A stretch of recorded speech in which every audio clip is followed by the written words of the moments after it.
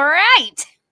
We are live. Hello, Josie. You may not be able to recognize Josie right now because he is safe. Nobody will get close to me with this on, so that's true. This is how you ensure people will keep their social distance, is you dress like that. Yeah. That's my clothes. That guy is nuts. So clearly I'm going to stay at least 6 feet away. I look like a human virus myself. Up on who you say? That's awesome. All right. So we know that you're keeping your sense of humor in these times. You have to. We definitely have to. That's all we've got. All we have left. So for everyone who's joining tonight, which I presume is our close friends and a couple of creators, which is pretty much how our panels go. Mike just flashed me some numbers that said 544. Oh, but that doesn't sound right. What? 19. Oh, I was supposed to add those numbers together. He expects me to do like addition of 3 numbers while talking live on the stream. That's like asking my dogs not to howl in the background. Oh, I hope they do. Yeah, they're great. What kind of dogs do you have? I have. Can you hear them? No. So, definitely not. I have 1 Siberian Husky and 5 Chihuahuas. And are you breeding Chihuahuas? I might be. They're here to defend me from the virus. Okay. Just need a barrier of small. They are yappy enough that it will keep everything away. So the issue is the Siberian Husky thinks it's a Chihuahua, so it'll jump on you, and the Chihuahuas think they're Huskies. So whenever they hear like a a car alarm or a police car, they just start howling insanely, which is hilarious because they sound like mice screaming. It's pretty great. That's so cute.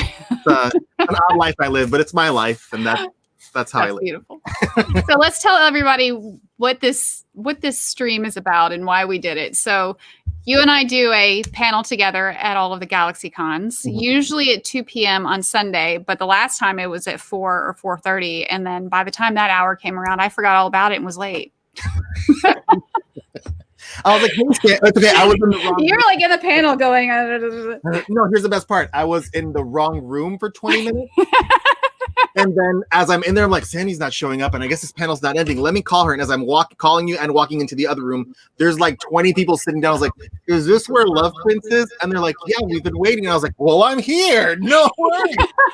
Sandy's on her way. We can't wait to start. That's right. And boy, did we start. Yeah. Like tonight. But you know what? Whenever we finally get in the rhythm, and I mean, it just starts. I'm not going to say like word vomit, but it just starts going and feeding off, mostly vomit. Start feeding off each other, and I get really like re-inspired. I'm like, let's write another book on this panel. And then people tell us their stories and creative projects they're working on. And then boom, it's over. And it's like, oh, there's never enough time. I know. I want to hear about everybody's stories. So that's the tough part about streaming this. We'll see how it goes. Oh, I need to turn on the comments screen. Oh, nice. Oh, hi, Bob. Hi, Jenny. Oh, lots of people. Oh, me too. Jessica Bundy says 544. Yes, I'm clearly a little off. Yeah. And so in this, look, it's Kenny James. There are so many people in here. Hi, everybody. I'm so stoked. And all right. Hey, Erica. I didn't know her. So what was that? I was replying to the comments. That Okay, we've been ignoring apparently because we didn't click the tab. So I have these little ticker things at the bottom. Ooh. You were smart enough to put it in your name, and you can get the Love Prince book on GalaxyCon. GalaxyCon, Amazon Kindle. It's Amazon the same. Kindle. That's his name. Yeah, same. And so this panel, we'll call it a panel. Yeah. We're trying to keep things as normal as possible. This stream is called From the Idea to the Page. Because you and I, it's weird looking at you in the face doing this because I'm used to you being like. I mean, it's honestly, most people are uncomfortable looking at me in the face, period. But I appreciate the definitely not. I'm used to gag reflex that I get when I look at you in the face, Josie. I'm used to sensing you on the side of me. You too. I'm used to just going, you know what? Can we hug each other real quick? Hang on, let me hug you. We're used to, aw, Sandy. Aw, so nice. We're great. So, yeah, it's about our creative process. Yeah. Getting this book made. We both have them. Yeah. Here, you put half of it. I'll put the other half. Love prints. There we go. There we go. Love prints. There we go. You got special effects and everything. This is high quality stuff they're getting. It's like Star Wars in the 70s. Oh, go on. I'm sorry. And so I guess I'll just start by telling everyone why I decided I wanted to write a children's book. I didn't know I wanted to write a children's book. And then you interrupt me as you are inspired to do. Hey, Sarah, come over here. You're trying to work? And then an hour will go by and we'll be like, what? Wait, so no. I told my nephew a story. It's really interesting today because I read an article in Scientific American that a friend of mine wrote, Scott Barry Kaufman. He just published a book today called Transcend. And in this article, he talked about this idea that some people have deficiencies inside that they feel that they have to overcome. And that was really what inspired me to write, to tell the story to Nate that I told him, because it all started with my nephew. And I felt like he might benefit from knowing that he didn't have to get love from other people, that he could get it inside of himself. And he was 5. And he just had this huge heart, but always seemed to lack a little bit of what he wanted. Yeah. And so I wanted to teach him that if he wanted at any moment in time, he could put his hands on his heart and ask his heart for love, and it would just give it to him. So that's what I told him. I said, hey, did you know that your heart will make you love anytime you want? You just have to ask it. And so the book captures his response. In fact, I have a little clip from the video of the book that's online right now. So let me show you that. Star Wars quality, please. Do you know that your heart creates love? Right here? Yes, right there. And so that was the start of the story, right? And I won't give away the ending. No. Maybe I will. In the end, Bruce Willis was a ghost the entire time. Spoiler. I should have spoiler first. Damn it. Have you seen the video online of Patrick Swayze and Demi Moore petting a cat together instead of making pottery? Can I interrupt this stream to look that up? Mind blown. Yes, I've seen it now. I have not seen them petting a cat, but now I want to. It's great. Well, I'll Google search it after this stream. Yeah. And so he was so sassy when I told him this story. Arrogant 5-year-old, like all 5-year-olds. It's just perfect. And he was like, oh, I know. When I ask my heart for love, it gives me so much love. It comes out of the top of my head and my feet. And when I walk, I leave love prints. And I was like, you are the best thing in the world. I love you so much. We hugged. It was a moment. And then for him, it evaporated. But for me, it lasted forever. I just sat on the couch, spent for hours as he just drew on my face with a Sharpie. I got what I needed. He knew what he was there for. Love. And so I knew I wanted to do something in this world that would tell people that they could make love on their own. Yeah. And I didn't know how. And you and I talked about a variety of projects where we would create some art or something in around love. Yeah. The whole idea of love. Yeah, and at some point I know we had I'm sorry to interrupt you. No, go ahead. At some point we had talked about briefly about like maybe doing like a meditation book or like a self-love book or something to kind of like help guided meditations, because I know you were looking into and reading, I believe, the heart math. Yeah, I'm actually a certified heart math coach, and that the heart math modality is about putting more love in the world. Hang on one second. Google search modality. Go on. I don't know what to call it. It's not that's a $13. That is a college one. Please go on. I don't want to call it a philosophy. Yeah. It's really more of a way of life. Yeah. You know. As soon as I find out what it means. I mean, once you decide you're going to put more love in the world, why stop? That's true. That's true. Right? Yeah. And so they were the ones who taught me the lessons that were helping me in my life that I wanted to teach to Nate. In fact, we brought Howard Martin from Heart Math to Raleigh, GalaxyCon Raleigh. What was that? Was it GalaxyCon Raleigh? That was the first one they were there? Yeah. They were really, really sweet and really nice as well. And what I liked was, when we talked a little about the story, and then when I first met Nate, you told me that. So I have ADD, ADHD, LGBT, elemental P, all the letters. And Nate's definitely there with the all over the place color spectrum, right? Yeah. Where he just wants to run around and stand still, but then still run around at the same time. He runs while he stands still. Yeah, it's weird. It's like he pours a bucket of water on himself. It gets really, really intense really fast.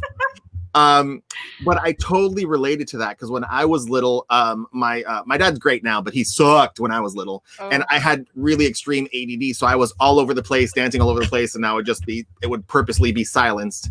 And I have two. I figured as an adult, I had two options. I could become that same exact thing, or I could do the opposite and give every kid and myself the attention that they wanted, because that's all they want. They just want to express themselves in so many different ways.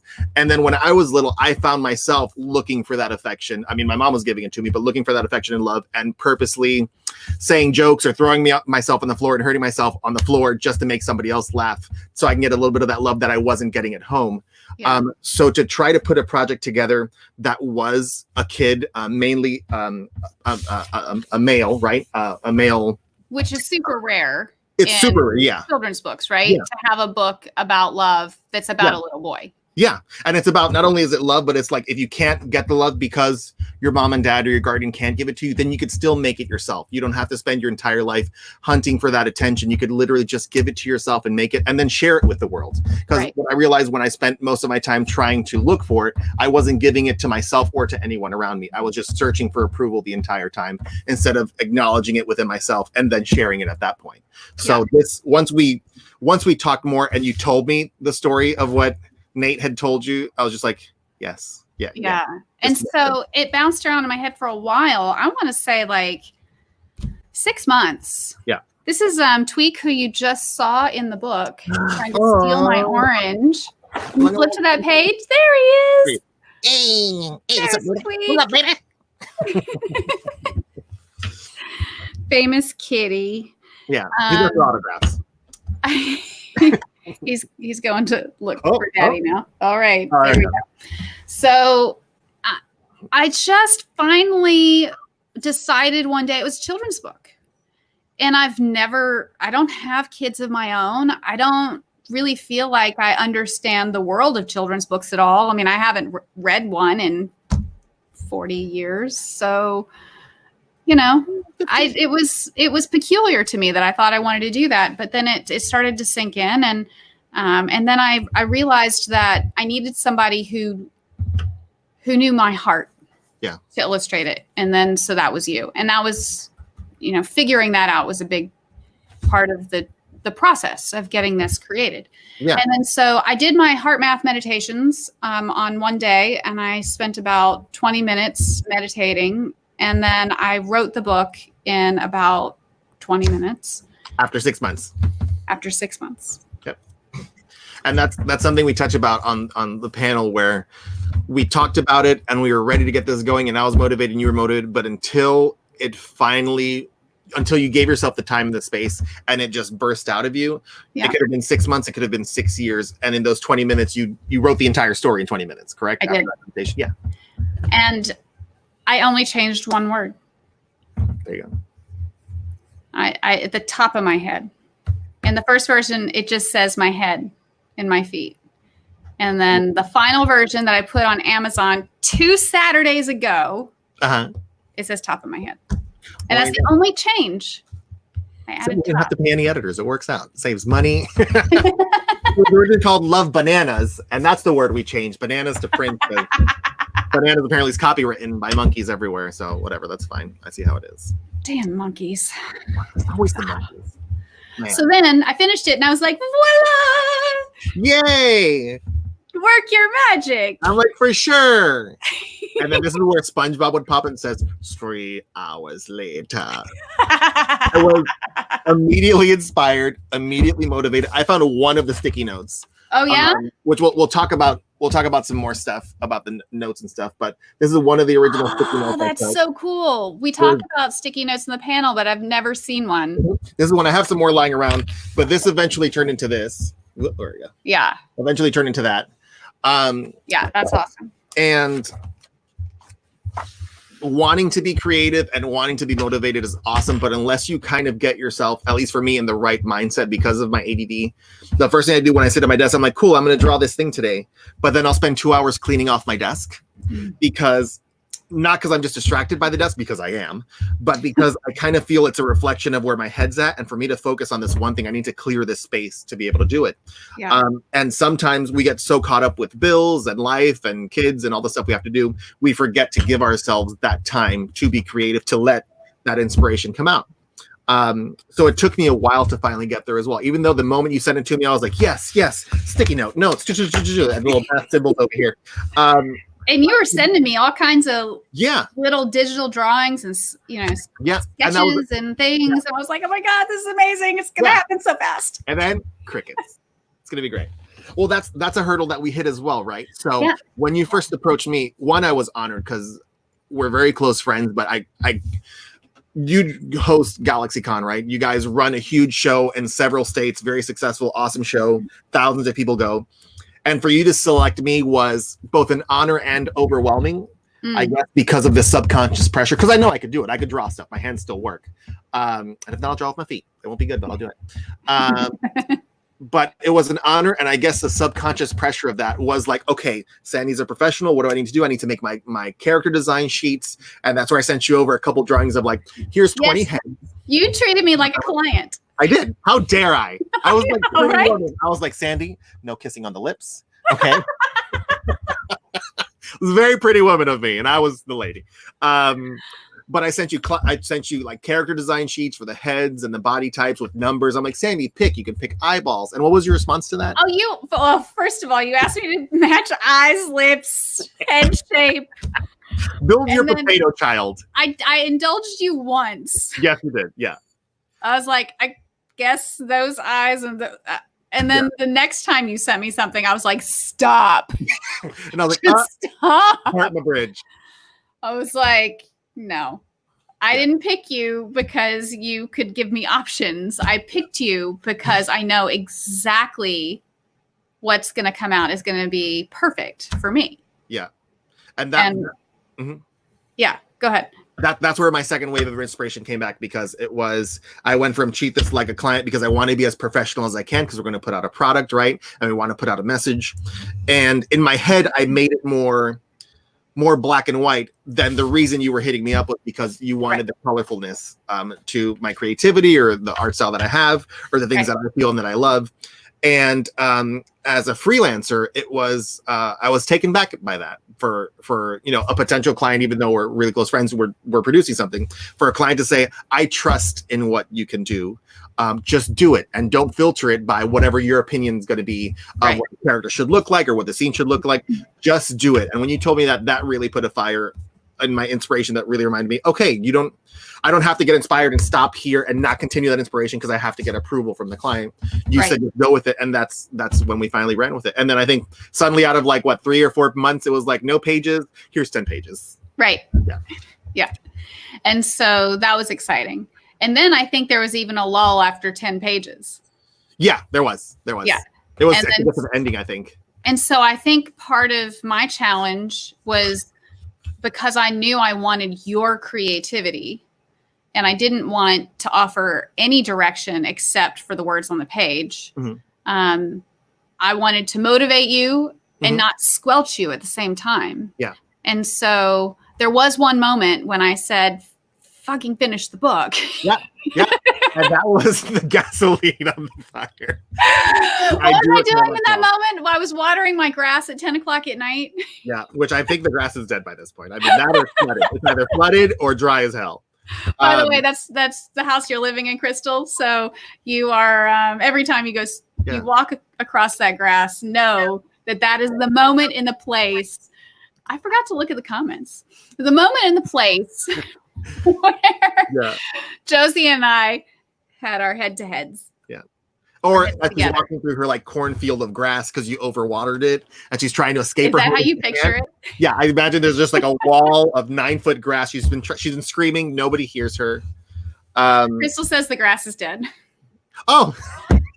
I guess with the coronavirus, nobody gives a shit about the grass anymore. Otherwise, they would have complained. It's dramatic. Put a letter in the mailbox. Crystal, let me know if you get a letter in the mailbox. Send her some seeds.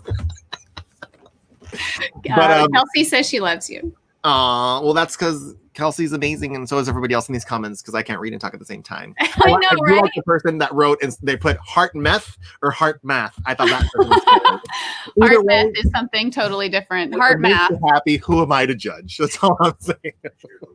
Yeah, I just put it on the screen. And so then you'd think, and that was, when was that? That was like January of last year. And we were gearing up for our first Richmond show. Yes. Mm-hmm. And that was in May of last year. Mm-hmm. And then you finally gave me all the pages. And then so I set out to lay them out in a PDF because I was just so focused on making a print version. Because even though I'm Little Miss Digital person, I get it right. I just wanted a book. I just wanted to hold paper in my hands. There's something like very ego driven about holding paper. But I didn't want to pay much for it. And I was shopping around and I sent it to my printer that does our program guides. Mm-hmm. He's a great listener, by the way. And I asked him for a quote. And then he went out and had knee surgery and his assistant printed it by accident. And so that was cool and all. But I didn't want to pay that much. So the cool thing was I got it for half what they were quoting. Mm-hmm. And so they printed 1,000 copies and we've been selling them at shows. Mm-hmm. And it's been really exciting, but I still felt like something was off. And so I kept trying to tweak it even after we had a book. Yeah. And then, so it got printed in June. Mm-hmm. We had it by Raleigh last year in July. Yeah, that's when you handed me a copy. You're like, oh, by the way. And I was like, what? Here's our book. And Nate was there. Yeah, he was. At that show. And I did a reading with him, which was so cool. I know. He's so sweet. He's a cutie. Yeah. And then I asked you to redo a page. Mm-hmm. And then I still wasn't happy. Mm-hmm. And then I went back to the original version. Yeah. There you go. 2 and that years was later, the thing. Do you remember when I submitted you the book and then you're like, cool, it's done. And like 3 days later, I'm like, hey, Sandy, cool. I have these extra details. And you're just like, stop. Oh, right. Do you remember that? You were just like, no, Siri, shut up. Not you. I said, Sandy. Always listening.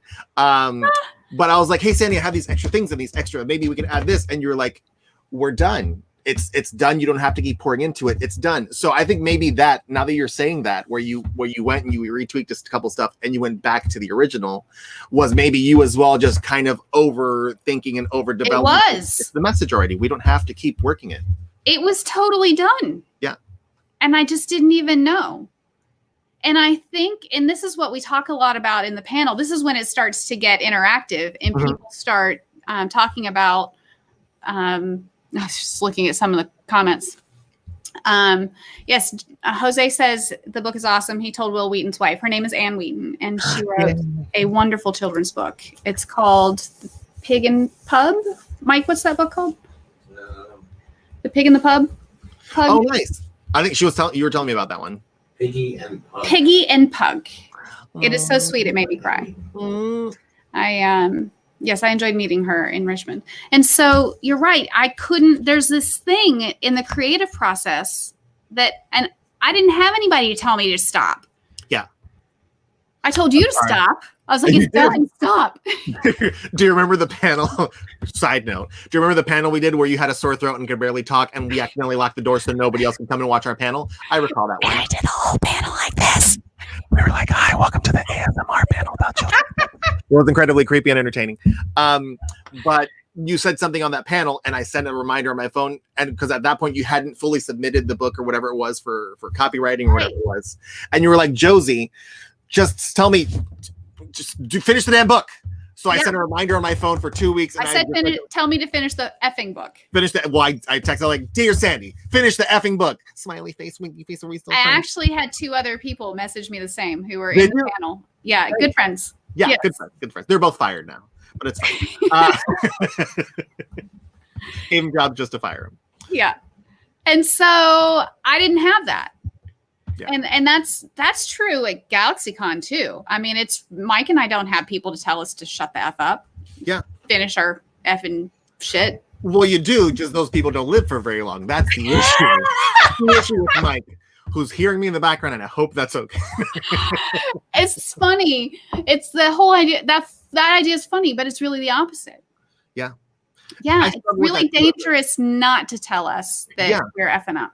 And I as a freelance artist and illustrator, whatever the heck I am, it is difficult. It's a struggle that I do go through where, like, sometimes, because my family lives with me, so sometimes I'll tell my mom and I'll be like, hey, can you just wake me up in the morning and just tell me to get up? I mean, I guess when you're a kid, like, your parents tell you what to do, and when you go to school, and then when you get a job, your boss tells you. But when you're kind of your own boss, it's very easy to fall into, I'll just do what I need to do and that's it, and not really push or thrive for more. So sometimes I do have to force myself, be like, hey, and I appreciate you, when we talked over you watering your grass, saying, like, hurry the F up. Right. I needed that kick to be like, oh yeah, that's right. Let's do this. Let's get remotivated. Because even though it sounds mean, sometimes we need that little fire to push us to do more, because we could become comfortable with where we're at.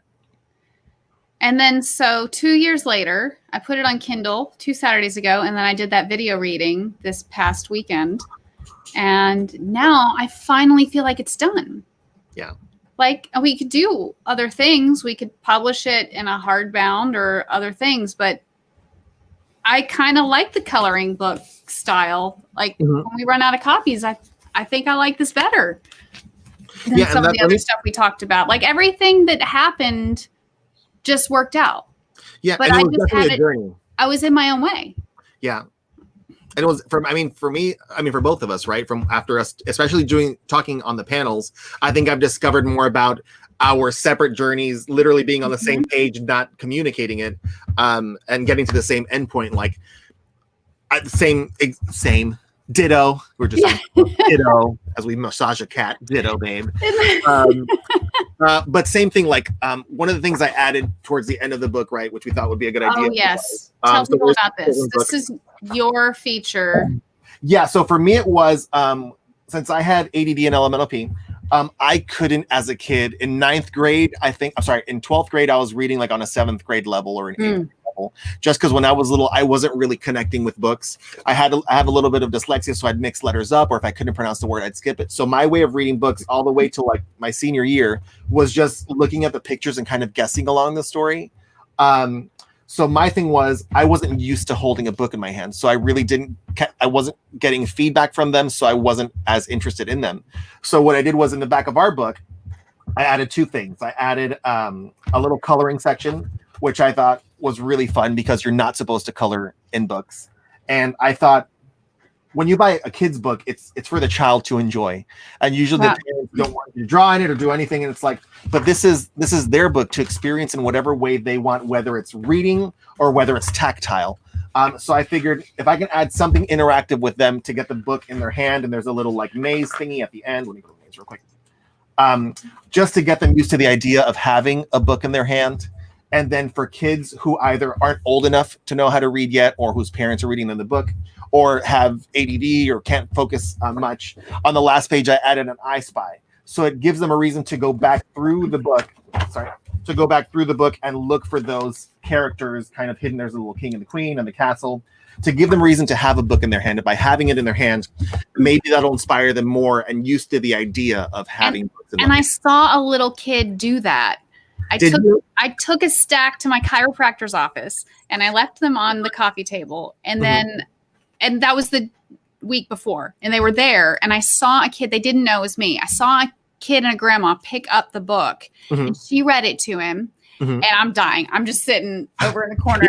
Crying over the tears. This is the coolest thing I've ever seen.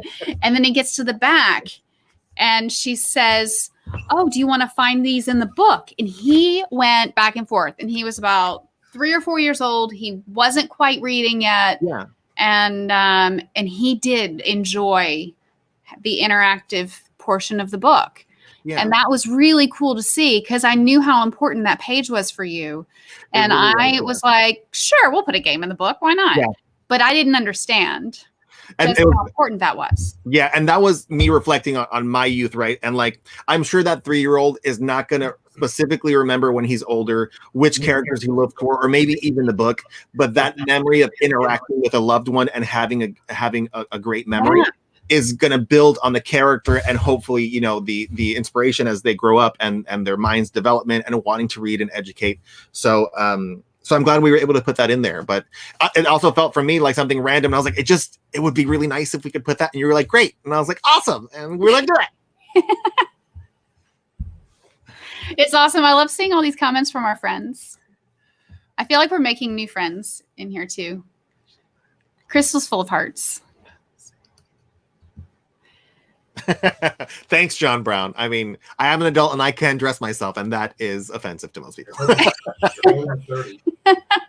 What is it? He said we're holding at 30 people. Nice. I think that's more than our panels. Because we lock the door half the time. So that's probably that's a true story, people. So what? We're so good at this. On that particular time when I couldn't talk. Tell me more. Josie shut the door like an ass because he wanted everyone to hear me better. Because this is what we were doing. And then I got 2 calls from my friend, and I was like, I'm on a panel. Do not call me. Ignore. Blah blah blah. Like how rude. Like he knew you were in a panel. What a selfish person. He knew I was in there. Why would he text to call me? Which I just ignored. And then I watched you go ignore. Yeah. It had to have been at least 4 times. Yeah. So literally 1 minute before the panel's over, I'm like, okay, I'll go wrapping up. I'm like, yeah, Sandy, that's great. Oh my God. It says the door is locked. And I open the door. He's like, did you know there was like 15 people out here and we've been standing here for like 20 minutes and the door is locked? And I'm like, it was ridiculous. I was doing a panel with my friend. I don't know what's happening. I was like, oops. Oopsies. And I was so sick. And I was like, give me your water. And I drank your water. And I was like, do not drink out of this. Yeah. You my will face die. would have melted like in Indiana Jones. So I'm glad you survived that. I'm glad you're doing better. Yeah. We inspired ASMR, just saying. Yeah, it's our first ASMR panel. Welcome, yes, to our channel. Smash that like button and hit the subscribe or whatever. I don't know how that works. But yeah, this book was, I mean, and I have some random stuff lying around that I want to show if that's okay. Yeah. So we also talk on the panel the importance of getting your ideas down, right? Whether it's a note or a sketch or the moment that inspiration hits, putting some sort of thing down on paper so that when the inspiration fades, like a little seed, you can go back to it later and water it compared to getting inspired and it kind of floating out of your head, because we all have ideas and creativity, right? Yeah. But it's hard to juggle all those things at once. So I've got a couple different random sketchy stuff, but like I have an aerial shadow box that I've done, and I've done it as a blanket. I currently don't have any because they sell out. Thank you. But the inspiration I had for the aerial shadow box was a sketch and this little cardboard thing that I did. So it's a tiny, there we go over here. So it's a tiny little piece of sheets of paper. And I was like, wouldn't it be cool if I just cut out papers and did like her cave from the bottom? Oh, wow. So I just drew this little card thing with little foam tabbies, and I had it for about a year, but it would sit there mocking me on my desk for a year. And I was like, oh yeah, I totally want to do that. Yeah, I totally want to do that. And I really want to do it, because that one has like 40 plus Disney references, and I'm all about Disney and I love it. And I was really inspired, but it just wasn't the right time to work on it.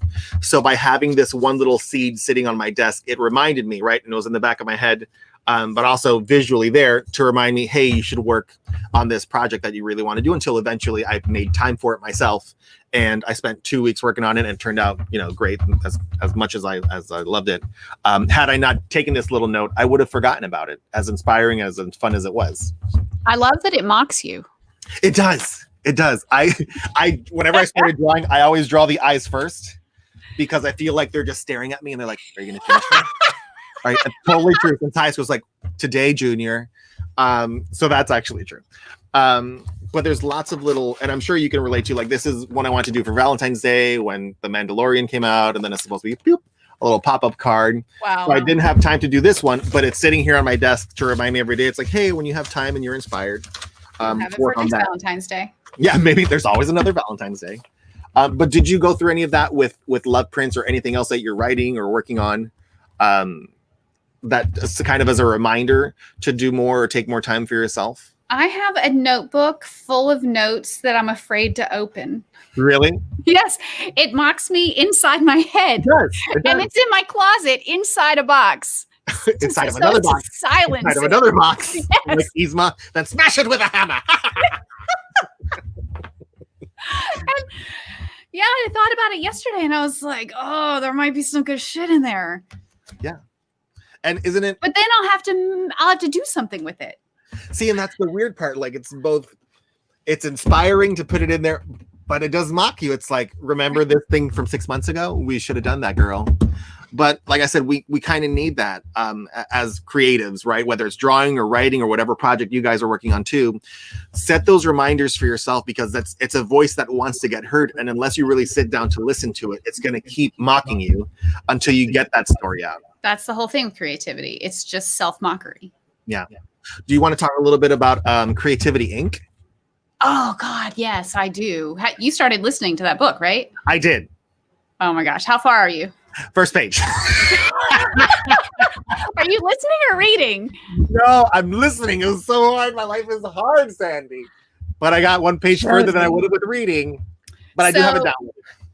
So in this period of time between when I wrote the book and when I watered the grass and yelled at Josie. Yeah, somebody has to. I listened to 15 books on creativity. I would walk every night. You would think I was in self-isolation. So every night I'd walk for at least an hour and I'd listen to books on creativity. And my absolute favorite, I have two favorites. Wired to Create was the first one. Loved it. And then that one's by Scott Barry Kaufman. Okay. And he was the one who introduced the idea to me that there's nothing more blissful than a really great idea. Mm-hmm. And that I just keep chasing the new ideas, which is why they're all locked in a box, the old ones, because those cause me agony. Those make me know that I have shit to do. I got to work. But the new idea, whoa, that feels so good. Yeah. And I've been on this chase of the new ideas my whole life. And I did spend some time learning how to buckle down and do some stuff. But nothing feels better to me on this earth than a good idea. But anyway, so that was Wired to Create. And then the big lesson I learned from Creativity Inc., it's about the creation of Pixar. And you're just over there reading the comments, aren't you? No. I'm up here, buddy. Whoa, what a nice paragraph you have. That sentence is stacked. Everybody's yelling at me. Paul is saying he screams at me not to go in the green room. Maybe you can put me in my place. No, those are all my Cheez-Its, and I have a sweater that proves it. Go on, please. Okay. So this is not a coronavirus cough. It's a Josie is so funny. I can't hold my shit together cough. Sitting on the toilet. We forgot to mention, we're both sitting on the toilet. Please go on. Doesn't everyone have a GalaxyCon or Rooster Pop right behind their toilets? Sitting in toilets with amazing backdrops. Aren't we all just humans in this world sitting on our thrones? Go on. And Creativity Inc. was by Pixar. Ed Catmull is the creator of Pixar. Okay. And he basically created computer animation. He's a really, really cool dude. Yeah. And he talked about every Pixar movie that had ever been made shared this one thing in common. The first draft was awful. Yeah. And in no way resembled the final product. And he said, your baby's ugly. No matter what it is, your creative project is your first rendition is ugly. You wouldn't sell that sketch you just showed the aerial thing, no mermaid thing. Not at all. Nobody's ever. You wouldn't sell that. Mm-hmm. Right? You create these things as placeholders for future reference. But a lot of people just create a first draft and think that it's going to be the end product. Like those guys, those poor suckers at Pixar who brought their storyboards into the meeting and said, "Hello, we have Toy Story." Yeah. And they're like, "No." Well, what have they said about like every single story that they've done? All of them. They were all completely different from that first pitch meeting. And they all had to go back to the drawing board. And the biggest change up was Up. Oh, really? I didn't know that. Yeah, they didn't have a single thing in common with the original story. Wow. But I can't give you any specifics because my brain doesn't hold specifics. And you should read the book. That's fair. Or listen to it on Audible. Hopefully we'll get sponsored by Audible. It's all interchangeable for me now. It's all there. Well, that's pretty much why I did a reading of the Love Prince book, because I just can't be bothered to read. Yeah. Well, can I tell you, I squished a little bit with my eyes. I was like, really? My eyes are so sweaty. Are they working out? It was so magical. I'm going back 50 pages, right, to what you said about like physically holding the book and this being mentally stimulating. It not only tearing up because I'm emotionally unstable, but once you get to this point, right, it feels because it's now in the world. It's an idea out of our heads and out of our words, but it's physically here now, and people can interpret it however they interpret it without our influence. Kind of like when you said you saw the grandmother with the kid at the doctor's office. Yeah, and it's art creatively and artistically, it's so satisfying to hear something like that, or a story like that, where something that we thought of or that we felt influenced or impacted or became any part of somebody else's life. So that's a feeling I wasn't expecting. You get that all the time. People come to your booth and start crying over your Robin Williams art. Yeah, and the thing is, like, people love the Robin Williams design, but I love it just as much. And we talk about my Robin Williams design. I don't have one on me right now. Oh, actually, I have it as a pillow. I'll show you real quick. Pillow. Oh, so many bodies back here. Keep sewing, Mom. God. So Josie runs a sweatshop. They're back there sweatshopping. Yeah. Great work. You making masks? Yes, we've made some for ourselves, but we're going to be making masks for masks. Are you going to sell them on your website? Yes, yeah, and they'll probably be like $10 or $15. I just want to use the right material so they have somewhat filtration to them. But that'll be up on roosterpop.com. Thanks for asking. Yes. So the Robin Williams design is just him with a bunch of like the characters around him, and a lot of people get emotional about it. The thing was, I loved creating it as much as people love talking about it, and I get emotional just telling the story. When I grew up, just touching on that, your volume's a little high. Sandy, I'm getting is this better? Oh, you're getting an echo? I can hear myself, yeah. Oh. Well, I can turn it down. Hello. How are you? Is that better? Yeah, it's better. Okay. So I relate a lot with Robin Williams when I was little, because as I was growing up, like many of us were, we watched his movies, and he made us laugh with Mrs. Doubtfire and Robots and Patch Adams. And I really connected with the idea of making people laugh and making them enjoy life, even when life kind of sucks. Like a great example is the Patch Adams. Your life may suck, but at least you can smile and laugh a little bit. So they connect a lot with it. And the reason they connect a lot with it is because, yes, it's a great character, but also I connected with it. And I think that reflected in the work that I created. Yeah. So it's not just the subject and who's in it, but it's also the passion and the feeling and the thought that you put into your writing or your drawing or your sculpture or whatever it may be. So how do you decide with your art what format it's going to take? Because you have pillows and prints and shadow boxes and I do, yeah. I've got lots of different goodies. I think it definitely has to do with my ADD for sure, where I'm not satisfied with a print. I'm not satisfied with a sticker. I want to tactile and feel things like this. The reason I use the Minky super soft material is because it just feels nice to touch. Oh, yeah. So, some of it is as a business person, it is developing and finding what you need to do and put out there and what sells. But if I'm not satisfied with it being a sticker or a print, then I just won't do it. Like the pillows, the Robin Williams pillows, I just started making those because I've had an issue with my printing for the pillows and stuff. I'm sorry, with the blankets and stuff. And I have them as prints. But I feel like artism is great, but a lot of times it's just sitting on your wall. And a t-shirt 20 years ago may have seemed like selling out, or, you know, just selling out to your brand or whatever it be. Because I remember that feeling growing up, like, oh, you shouldn't put your stuff on mugs. That's corporate America, and that's the man. Really? Yeah, growing up, it felt really weird. Your art was just supposed to be in galleries. That was it. That's how you knew you made as an artist. That's what I was taught at school, where you just had to be in galleries. That's when you knew you were special, because you would be like Picasso or Dali. And in the world and the mixed media that we live in now, it's so different.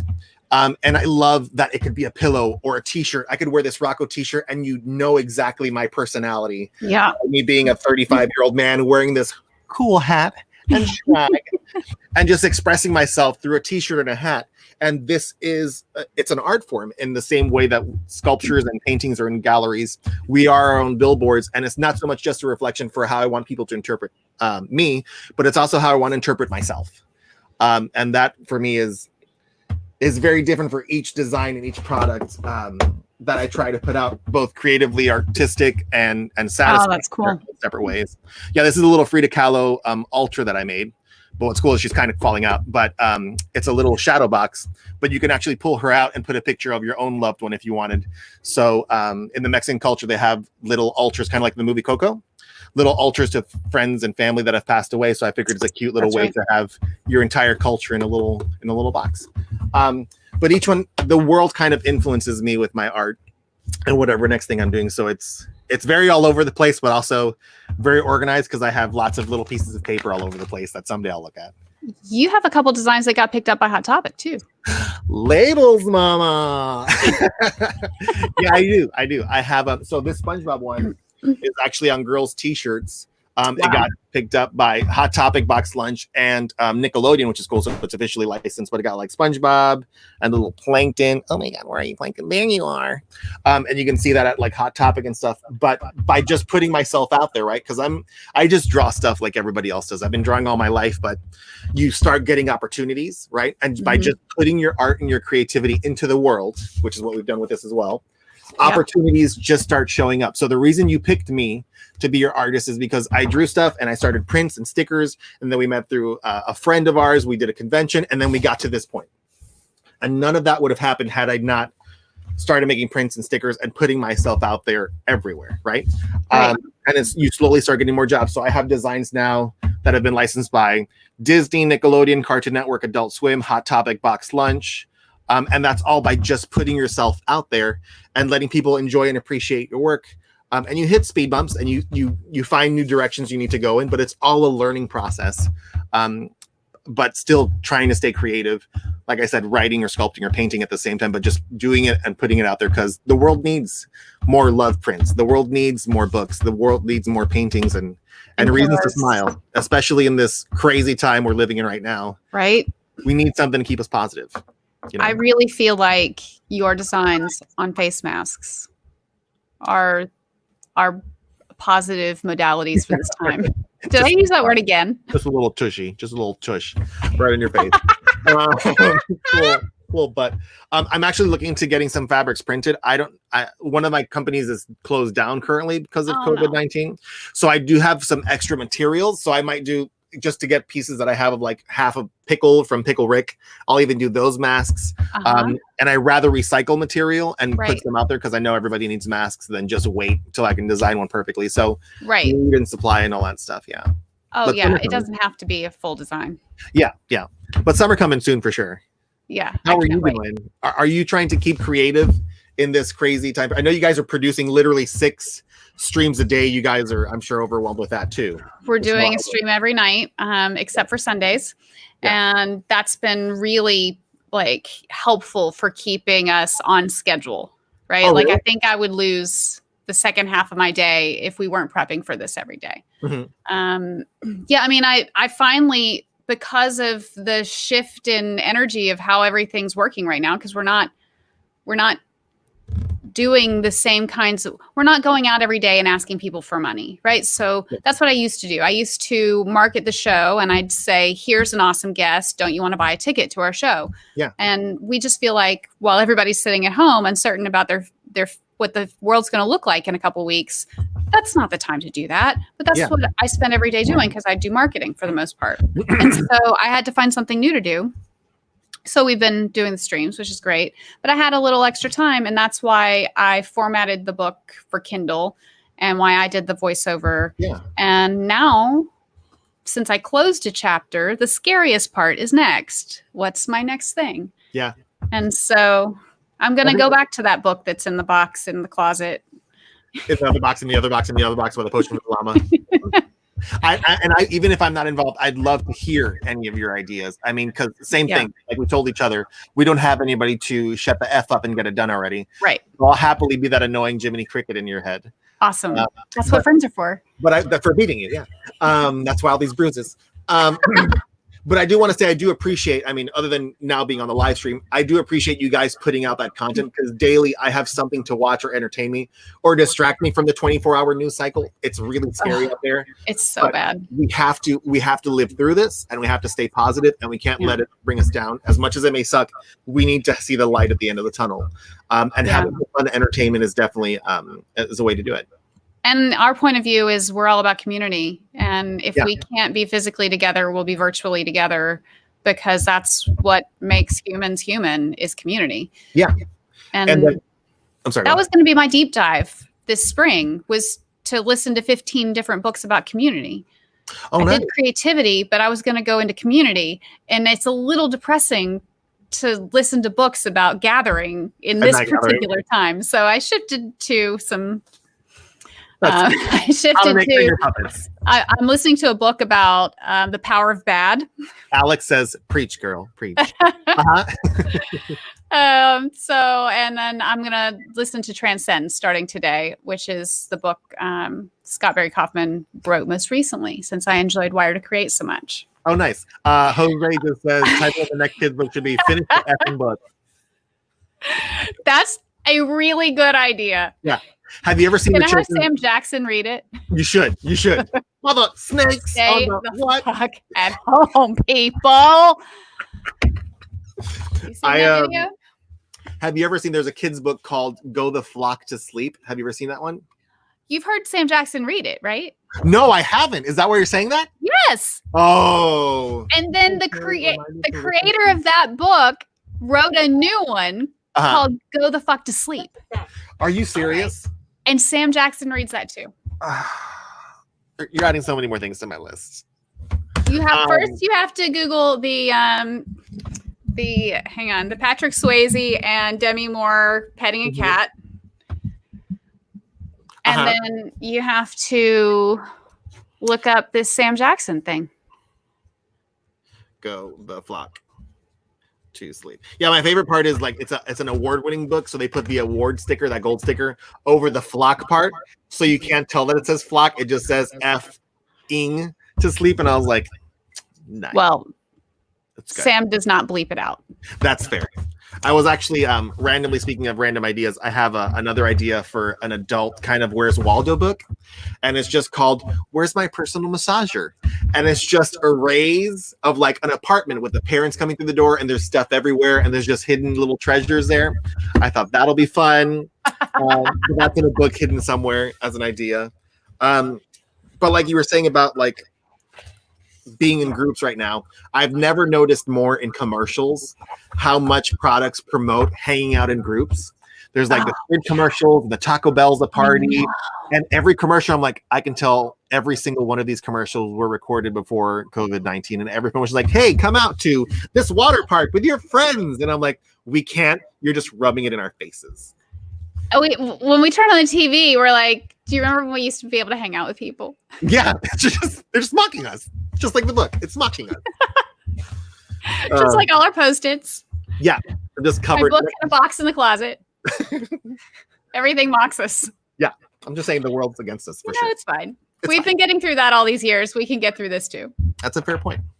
So I'm slowly, hopefully putting together, if you follow me on Rooster Pop, or if you go to my Facebook or follow me on any social medias, I'm slowly putting together hopefully a YouTube channel for that same reason, for some fun entertainment purposes, and a podcast that I'm still working on. I'll be announcing it on my Facebook and on my Instagram and stuff.